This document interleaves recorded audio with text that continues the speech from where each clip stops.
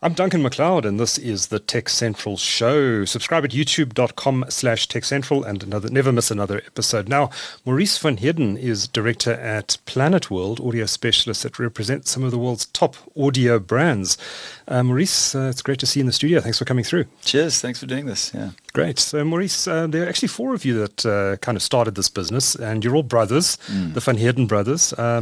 What was the background? What is the background of the four of you, and how did you end up in business together? Well, it's not often that you find four brothers that turn out to be good mates and involved in business together. No, it's very unusual. And socialize together regularly.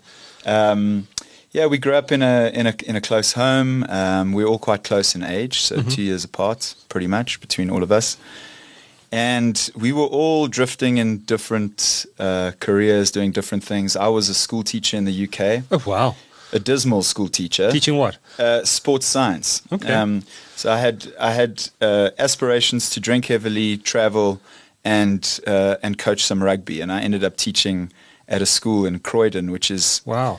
I think the year I was there, it was voted the chaviest town in all of the United Kingdom. So that was fun. So I was doing that, and my other brother was working in sales, and we were kind of all over the place, right. But had aspirations of doing something together. My dad was quite entrepreneurial, and he'd been involved in a few entrepreneurial endeavors, actually only after his 50s. You know, he worked in the corporate world until then. And my one brother was working for this company called Planet Electronics, for a guy called John Planets, obviously where the name comes from. I was wondering where the name came from. And which still sits with us today. Yeah. But and it was a small distributor of electronic components in the automotive trade. Okay. And I was actually sitting at a pub one night, and my brother phoned me and he said, "Listen, this guy wants to sell." This was in 2008 or late 2007, just prior to the financial crisis. It was all just kind of starting to happen. And he was a Greek guy, and he wanted to sell and move to Greece, which in hindsight was not a great idea, considering what happened to Greece after that. And my brother called me and he said, there's this business, it's for sale. I think we could do something really cool with it. And Dad's keen, and, my brother Guy's keen, and, we're all going to jump in and we're going to do spin-off businesses from it. And I'd actually just signed at the school to stay permanently, because I was actually just there for 2 years while I had a visa. So I just applied for my permanent residency. And he caught me while I was vulnerable. I'd had a few beers and I said, okay, I'm in. And I quit my job, which the headmaster wasn't too happy about, and then came back, and that's how it started. But it was pretty humble in the beginning. Yeah.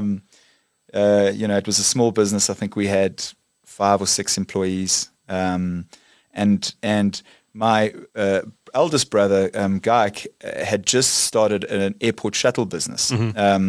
So we operated both businesses out of a small office park, which is not much bigger than your studio, which included our stockroom.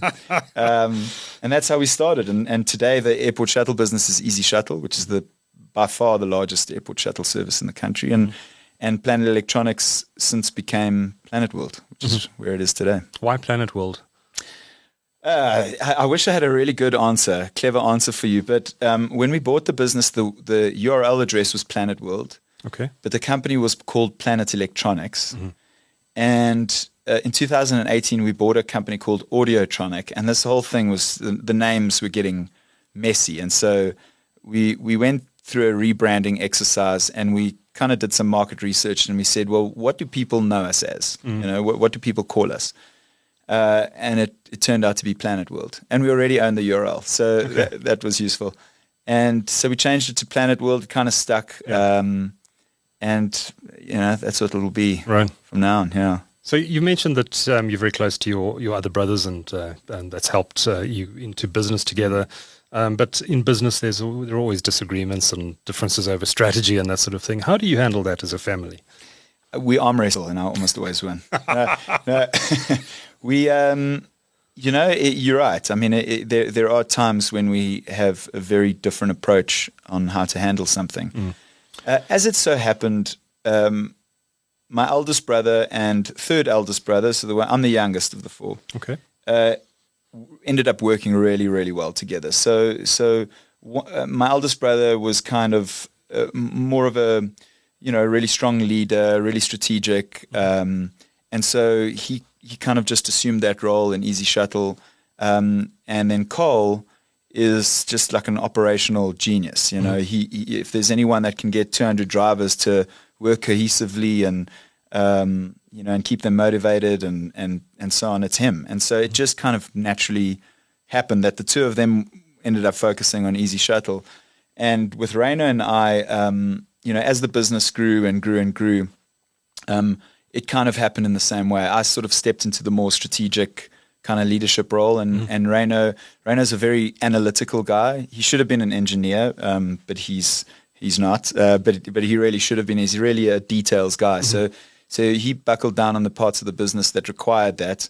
I'm not a details person at all, and so my my natural inclination was to step into more of a kind of strategic and leadership role. And so I guess because there's no power struggle between us, it works great. It just flows. It works great. But there are times when there's conflict, and we normally just grab a glass of wine or a few beers and sit down and swear at each other a few times and have our disagreement, and we always come out the other side, usually with a clear vision ahead of us. But I couldn't think of better strategic partners to have. Right. We can be brutally honest with each other, and we learn from each other, and I think we all appreciate each other's input in the business. So it's great. So some, if not all of you, didn't really have a background in business. I think some of you were toying with some stuff, but you were a teacher. Yeah. Suddenly you go into running a business. It's a very different proposition. Did you just learn the ropes doing, or 100%. Do you have a business background? Doing. No business background. We, like you say, hit the ground running. Rainer and I, we put stock in the boot of our car, and we drove. I had an old 4.4 smart car that had 187,000 kilometers on the clock when I got it. And my starting salary was 7,000 Rand a month, and I packed my boot full of stock, and we drove around and tried to get rid of it. And that's how we learnt. We learnt on the road and engaging with customers, and I think fundamentally one of the big turning points for us was we started doing this brand of infotainment systems for cars. And this was in 2008 when cars didn't have infotainment systems. If you were lucky, you had a Bluetooth in your car. There was no such thing as Android Auto and Apple CarPlay. None of that existed, right? So you had touchscreen didn't really exist. And so we went to a trade fair in Hong Kong, and like in the back aisle, I don't know, row F, block 34, there was a little booth, and they had these touchscreen radios. And we imported 10, which was a massive financial commitment for us at the time. Like could sink us as a business, right. And we sold all 10 in the first day because this was such new technology. And then we got 50, and then we got 100, and we were selling these things hand over fist. But then they started coming back, and they started coming back as fast as we could send them out. Dear. And that was probably, I would say, the biggest learning curve was, how to cope under that and still deliver great customer service and kind of put the customer at the forefront of everything that you do. Because, the reality is you're going to have product failures, you're going to have operational failures, these things are going to happen. But if you communicate well with your customer, if you, keep them up to speed with where you are in the process of fixing their issue, if you ensure that they always front and center of how you deliver your service, then generally you'll come out on top. And so we've had a few of those disasters happen over the years, but we've always dealt with them well, and we've always focused on the customer experience. I mean, right down to the detail. If you come to our office and we've got speakers in the gardens, in the parking area, and that's very intentional because we want when you arrive there, our whole slogan is life amplified. When we want you to arrive and be surprised by this incredible sound that's coming out of, behind the shrubs and the trees. So we think about customer experience in everything that we do, and it started there. Yeah. So how many brands did Planet Electronics represent when you bought them compared to the number of brands you're representing today? So two. Yeah. Neither of which we represent today. Okay. So we had a Bluetooth replacement kit, which was called creatively Mr. Bluetooth.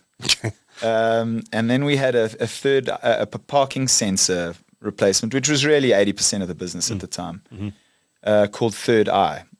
Actually, we still do a bit of Third Eye, to be honest with you, not much, but we still do a bit of it.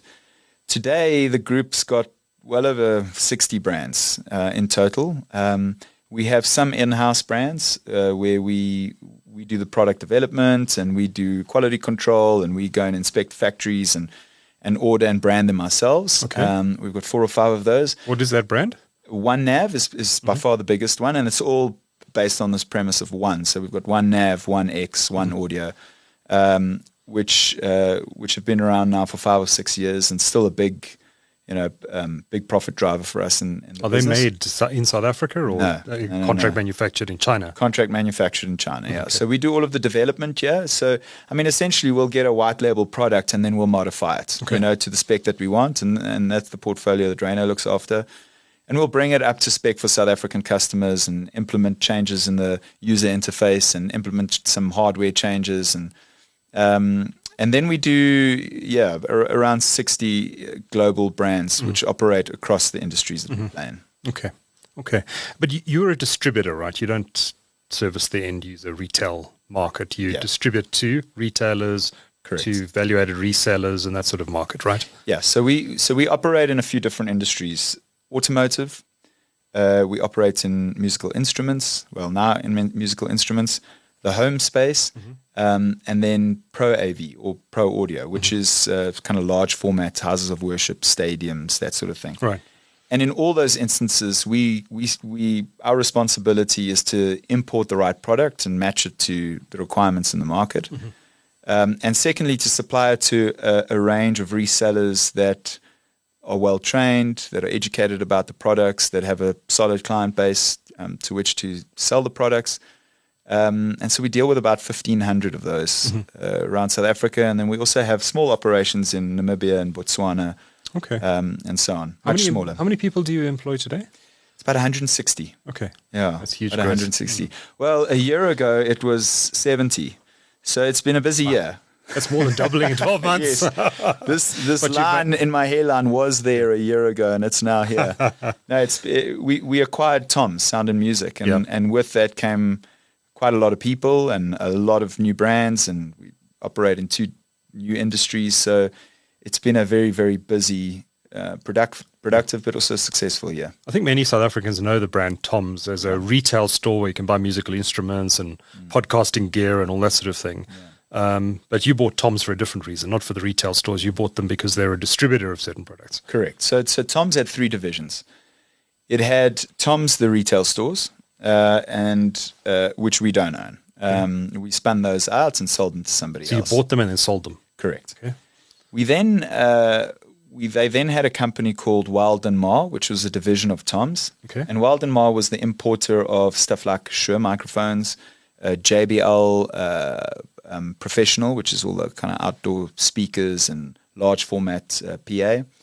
And then they had a company called MIDI Music, which was an importer of musical instruments. And so, I wish I could tell you that this was our strategy from day one back in 2008. It really wasn't. At that stage, we were just trying to make a living. But as we started distributing musical instruments, or not products in the music industry, speakers and that sort of thing, it really became clear to us that what we wanted to do was, we come from a musical family. Music plays an enormous role in our lives and our families' lives. And so it became clear that we wanted to be part of the musical journey, and how that's kind of manifested itself over time through the right place and the right time and some luck and the right opportunities is that from the moment an artist has an idea about a piece of music, they then grab their instrument, which hopefully we've imported and distributed to a retailer from where they bought it. They create the piece of music. It then gets recorded in a studio that's full of our mixers and microphones and equipment. Goes into a post-production studio, which we're responsible for bringing that equipment in, and then it reaches the consumer's ears, which hopefully, whether it's in their car, or their home, or in their office, or at their church, or in a stadium, we've supplied the speakers, so we kind of amplify every step of that journey, and that's That's the mission that we're on. Yeah, literally. Yeah. Hence the slogan "Life Amplified." Yeah. So that's kind of the mission that we're on. And then a couple of years ago, Tom's hasn't been your only acquisition. You also made an acquisition in 2017 of a business called Audiotronic. What did they do? So we were only operating in automotive or car audio and automotive accessories until then. And I'd seen Sonos in the UK through a friend in 2017. And I was just blown away. I knew, within a minute of kind of using the app and seeing how it all works together and seeing how you can build out the ecosystem, that this was the future of music, which in America and Europe and so on, it was already dominating market share.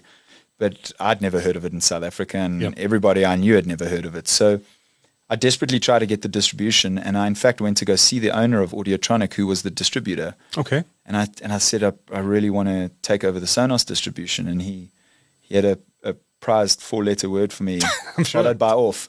And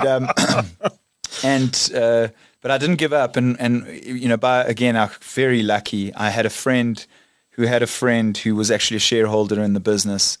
And we ended up buying the company in 2018, and that was where we started to expand beyond automotive. Right.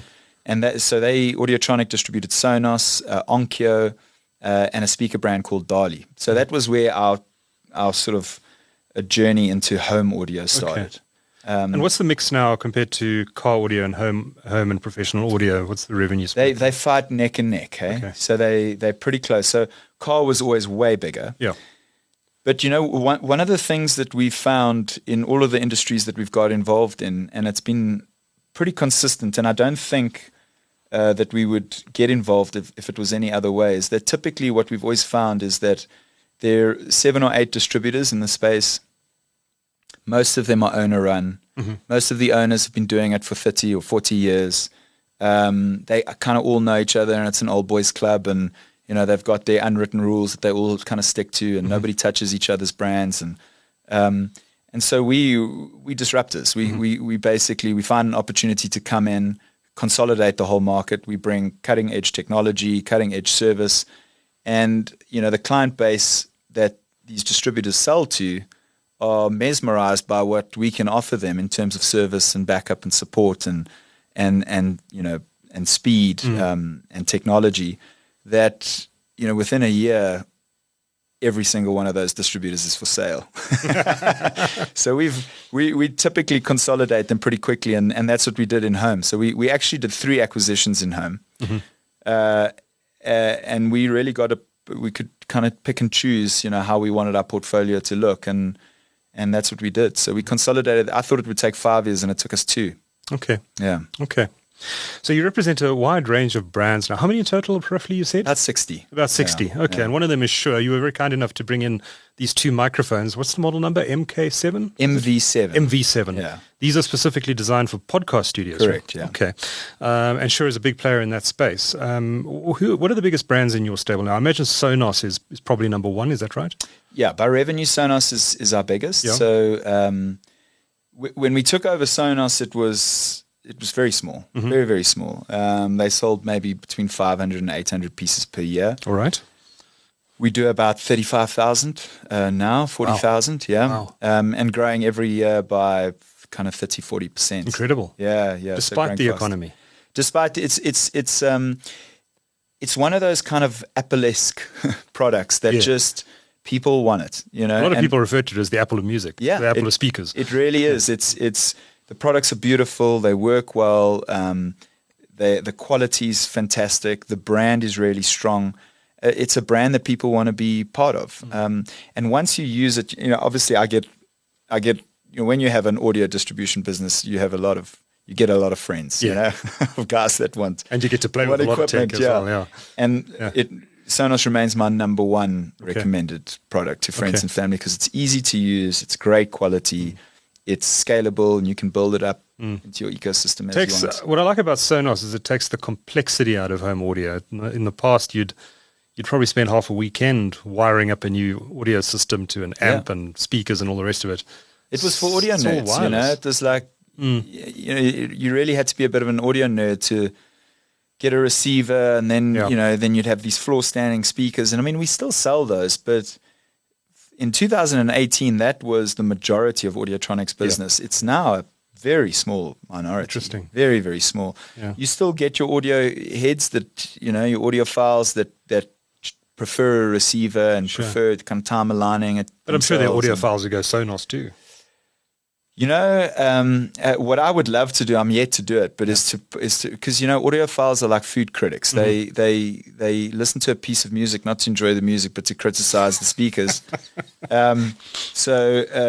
I've always wanted to blindfold them and then put them in front of like a good normal setup and then a Sonos setup, because in my house I've only got Sonos, and Mm-hmm. I've got the privilege of being able to kind of do anything I want Yeah. as far as audio goes, and it's just a fantastic. Be honest, how many Sonos speakers do you have in your house? You have to count. A few. It's over 10. Over 10, wow. It's over 10. And I don't have that many rooms. It's just, it's kind of there's not a single corner of my house that doesn't have sound Yeah. permeating through Yeah. it at some point or another.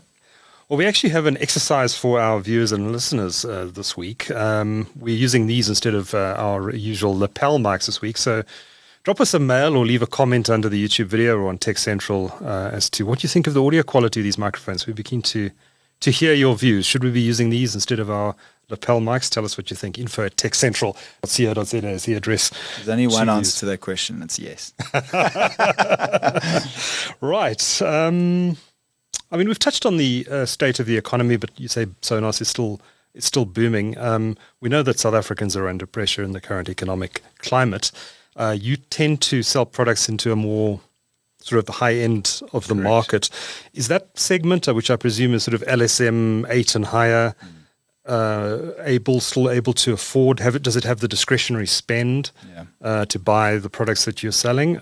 So are you perhaps, I guess the question I'm asking is, are you perhaps a little more insulated from the vagaries of the South African economy? No, to be honest with you. So, I mean, it depends on your outlook. So we do sell to the higher end of the market, and I think typically the space where we promote and market and sell our products aren't necessarily that financially affected by changes in interest rates or things like load shedding. They might have a minor impact on them, but I don't think that their money all of a sudden disappears and they can't afford to buy stuff. But what does change is sentiment, right? And I think when sentiment's negative, then automatically people become a little bit more restrictive with their spend on luxury goods and so on.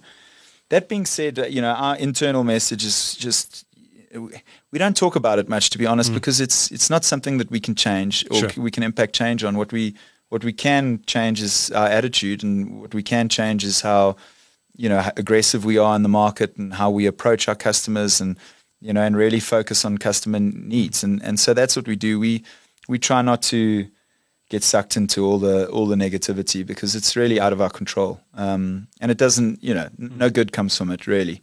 So we just focus on what we can do well. And we really focus on strategy of the different brands, and we develop brand strategies for each one of them. Yeah.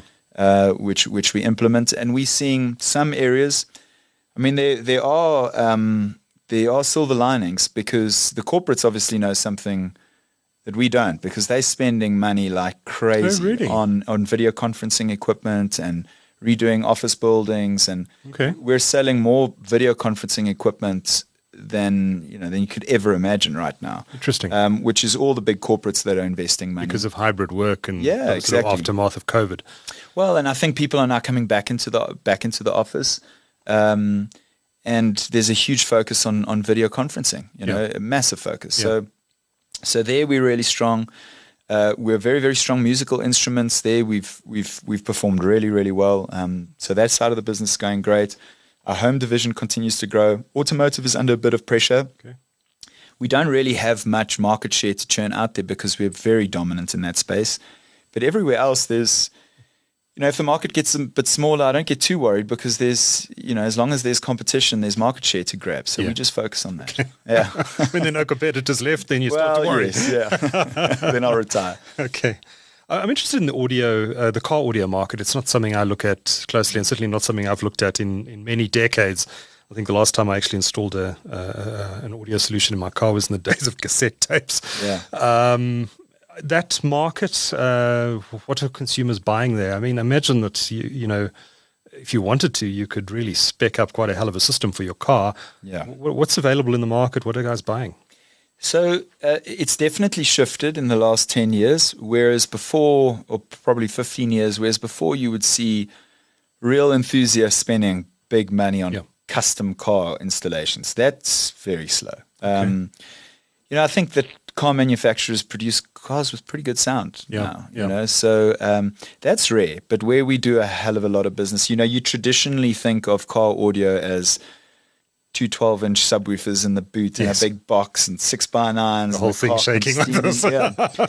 But we actually don't do much of that. What we do a hell of a lot of is you know, a guy driving a Hilux or a Fortuner or a Ford Ranger or an everyday vehicle where the sound is not great, and for relatively cheap, you can get a really great sounding system in your car. And again, it, you know, and forgive me for overusing the word, but it really amplifies your experience of driving when you have a great sounding system in your car. That's true. Yeah, it totally transformed the experience of being stuck in traffic. Yeah. When you've got and a car is also a very acoustically easy space to work in. So, you know, by simply replacing 4 speakers, you can already have a really fantastic sounding system that you can bop your head along integrated into the existing car. Fully integrated into the existing OEM factory-fitted radio. Right. And then you can obviously add subwoofers and things, but they don't make them in these huge boxes. Everything's now slimline. It slides under your seat. You don't even know it's there. Okay. And then you've got, you know, for 10 or 12,000 Rand, you can take what a manufacturer would offer you for 60,000 Rand, you can do for 10 or 12,000 Rand in the aftermarket. Right. So that's where we do most of our business. And then the second part is the infotainment systems, which, to be honest with you, I said 8 years ago would die soon, and it's still as strong as ever. Because for older cars? Sorry? For older cars? Or no, for current cars. So what a lot of manufacturers do in South Africa is that they import the vehicles from India or from Indonesia and because the radio frequencies are different, or because the languages are different, or there's issues with the existing infotainment system that they supply on that side, they import them without those. And then we would approach that manufacturer, or the manufacturer would approach us, and we would develop a solution for that vehicle. And so we've done lots of projects with the likes of Nissan and Isuzu and these guys to have a local solution that's locally supported. You know, we can make the screen fully OEM, that it looks like an Isuzu or a Nissan or a Suzuki piece of equipment, but it's locally supported. You know, if there's an issue with it, it gets locally repaired. And we actually have a team that goes out in the Durban dock onto the boat before they offload the vehicles, and we churn out and fit them there. Interesting. What are the big brands in car audio? So there's a few. We do most of them. So there's our portfolio stretches. So we don't do. There's a pocket of very entry level products, which is typically white label sort of product that's imported from China and then labeled locally. We don't really get involved in that space. We start with a brand called JVC, I know them, which you'll know well. We then kind of one step higher than that is Kenwood, which you also know, which we do. We then do a brand called Alpine, which is a little bit more premium, mid to high price point, really, really premium. Was very, very big in the 80s, but still quite strong. And then you get to your real enthusiast brands. So one of them is Kicker, which is like an American car audio brand. Kicker, yeah. Great company. And that was the first audio product that we distributed, was Kicker. That's kind of what kickstarted the journey into audio. And that's by far our biggest car audio brand, actually. Okay. Yeah. Okay. And then we do a much more refined and much more expensive brand called Focal, which is French. And that's there you can run into the hundreds of thousands of rands for a car audio system. Yeah. Right. They make a single speaker that costs 250,000 rand. Good grief. For the pair. And you've sold a few of these. You get these guys, these nuts that just they want the biggest and the best. So what have you put them into as a matter of interest? Mercs no, that's the crazy part, eh? The one that comes to mind, we put in an old Subaru. You're kidding? Yeah, I think the speakers were worth more than the car was. Yeah. No, there's Passionate about enthusiasts, passionate, yeah. And then they had to build custom door panels and all. It took about a year to get the system in the guy's car. Okay, but look, if they want it, we'll sell it to them. Man. Good. Maurice, you've also got some news to share today. You're launching something called Rockstar Studios this week. What is it exactly? Is it a recording studio? Is it a place for artists to come and mess around? What is it exactly? Well, it's kind of both. So Okay. we when we bought Tom Sound and Music, what we realized is that most of the importers, distributors were very, very focused on promoting their products to rental companies, who are the companies that effectively warehouse the equipment and then rent it out to events and so on. And that was really their single focus. Whereas we're quite passionate, being passionate about music and being passionate about this country, we kind of looked at it from a different perspective. And how do we use this opportunity to try and uplift the local music community? And how do we contribute back to them in some way that makes commercial sense? And so we needed to build a space where we could showcase our products in a real kind of live setting. So we had to do that anyway. But that doesn't really impact on musicians' lives. That's just in the normal course of business. And so what we did is we actually built a performance theater at our campus in Kramerville. We converted a little warehouse that we have on the campus, about 420 square meters big. And it's a full-on performance venue, kitted out with the latest and greatest in PA, in microphones, in musical instruments, in guitar amplifiers and bass amplifiers, in drums. And then we have 2 studios. We've got a podcast/radio studio, and then we also have a post-production studio. So we actually had our first band in there last night. Incredible. This is all at your office in Sandton? Yeah. And you'll see it at the launch. So we had our first band in the space last night. It's a band called Rubber Duck, which is a great local act. Yeah, very cool guys. And it was just incredible to because they're playing. In their case, they may have played on it before, but for many of the musicians that will come through there, it'd be the first time they're ever playing on, really the very best equipment that you can. And so really what the aspiration is a couple of fold. Obviously, there's the commercial element of showcasing our product, but 2 is to really engage and educate South African musicians about best practices on microphones, best practices on guitars, best practices on drums, and educating them how to make clever choices. And then obviously allowing them to use the facility to rehearse, to record, to post down their raw recordings, and they can take it off and mix it later. Really kind of weave our way into the fabric of the South African music industry. That's essentially what we're trying to do with the space. Fantastic. Now, before I let you go, actually your offices in Sandton, while we're talking about that, have a whole bunch of demo areas. In fact, you walk in there, it looks like you're walking into a house, more than an office park. You've got sort of TV lounges, I guess I'd call them, and a bed and bedrooms and also some living spaces, kitchens, where you demo your products. Can the public walk in there and go and check it out, or is it only for your distribution partners? No, so the public can come anytime, and we took the approach of a showroom quite differently. I think normally audio showrooms are quite stale and bright and not really reflective of what you experience in your own home. So we effectively built a 700 square meter showroom that represents different scenes in a home.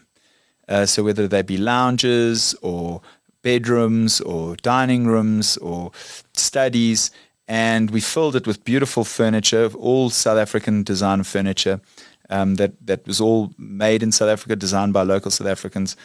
And so it's a platform for them to showcase their product, and we essentially adapt our product to the design, which is what you do in your home. It's very rare you find somebody whose first piece of furniture or equipment they put in their house are the speakers, and they build the furniture around that, right? So we just took a natural approach, and typically the furniture comes in first, and then you may design an audio system or an automation system or a home cinema system, or you design it around that. And so that's what we did. The public are welcome to come anytime. We're open normal trading hours. We even open on Saturdays. So we welcome the public to come in. Okay, good stuff. And we'll offer advice, and we'll direct you in the right direction of working with an integrator who can actually install the products for you. But we don't sell directly to the public. Sure. Well, go check them out. In Kramerville, which is on the eastern side of Sandton, I guess quite near to the N1. 17 Commerce Crescent, yeah. Oh, there we go. Yeah. Full address. Go check it out. And let us know what you think of these Shure microphones. info@techcentral.co.za. We'd love to hear your views, and we'll use them for our next few shows. And we'd love to hear your feedback on what you think of the audio quality, just bearing in mind, of course, that YouTube and the other distribution platforms compress the audio, so it's not the raw output, but you should still hopefully be able to hear the difference. Fantastic talking to you. Maurice van Heerden is director at Planetworld. Thanks for making the time to talk to Tech Central. Thank you. Pleasure.